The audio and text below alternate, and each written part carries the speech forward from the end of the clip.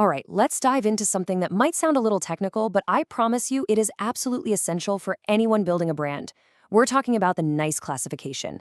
And seriously, think of it as the GPS for your business, a way to navigate the huge, crowded world of commerce. So, first things first, why do we even need a system like this? Well, every great idea needs a place to live, a space to call its own. And your brand is no different. So you've got it, the perfect name, the killer logo, the whole vision. But in a marketplace that is literally overflowing with millions of competitors, how do you plant your flag? How do you carve out your little piece of territory and make sure it belongs to you and only you? I mean, without some kind of system, it would just be total chaos. Just imagine if a clothing brand, a software company, and your local coffee shop could all use the exact same name. The confusion would be an absolute nightmare for customers, right?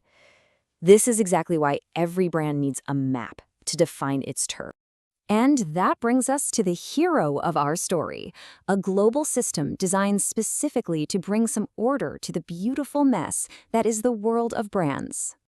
It's officially called the NICE classification, and it was set up way back in 1957. Today, it's run by the World Intellectual Property Organization, or WIPO for short. That's basically the UN's agency for all things intellectual property. What it does is create one single, streamlined process that most countries around the world recognize. So much simpler for protecting a brand internationally. And here's the really wild part. This system organizes the entire vast world of commerce, every single product and service you can possibly imagine, into just 45 distinct classes. That's it, 45 categories to map out all of global business. Kind of cool, right? So how does it work? Well, it's all built on a really fundamental split. You've got classes 1 through 34, which cover goods. We're talking physical things you can actually touch, from chemicals all the way to clothes.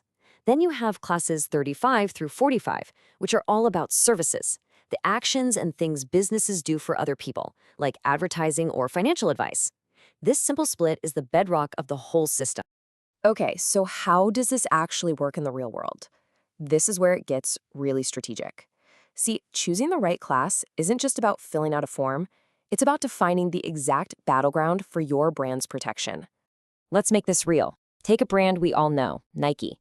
When they make a t-shirt, that physical shirt is a product. It falls right into class 25, which is the class for clothing, footwear, and headgear. A trademark in this class means nobody else can make a shirt and just slap that iconic swoosh on it. It protects the product itself. But, and here's where it gets interesting, what about the store selling that Nike t-shirt?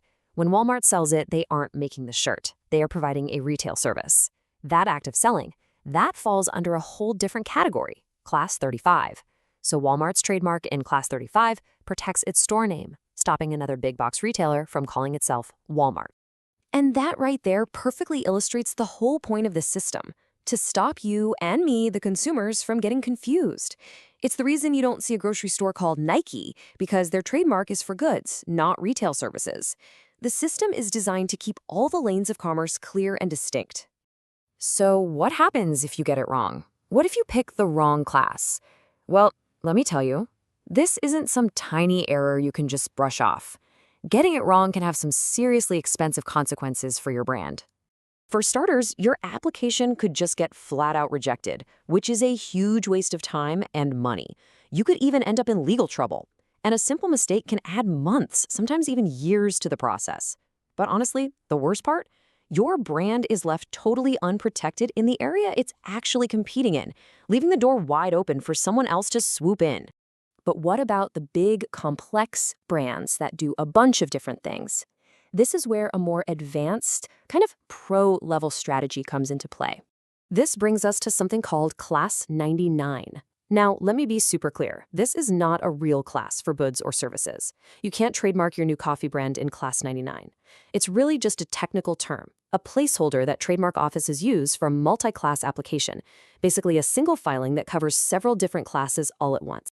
And who uses this little hack? Oh, just some of the biggest brands on the planet.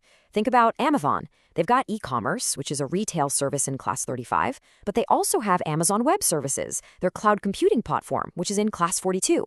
Or Apple. They have iPhones in Class 9 and Apple Music in Class 41.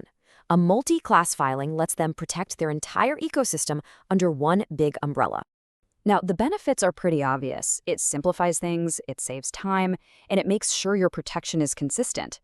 But, and this is a big but, there's a major catch.